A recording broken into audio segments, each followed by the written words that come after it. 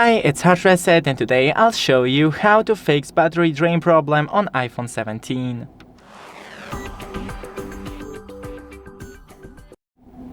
So first, go into the settings and then battery. Right here, scroll down, you can check the battery health. Then we have charging and enable optimized battery charging. And power mode.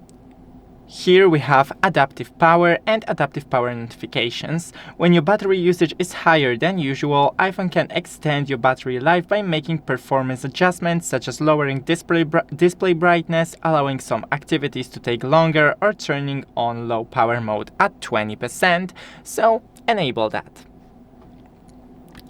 Then scroll to display and brightness, enable dark appearance, and here lower the brightness. Also auto-lock, you can shorten this time to around 1 minute. Go to a quick settings and disable everything that you're not currently using, so like a Wi-Fi, Bluetooth, mobile data, personal hotspot. Thanks for watching, don't forget to leave a like and see you in the next one.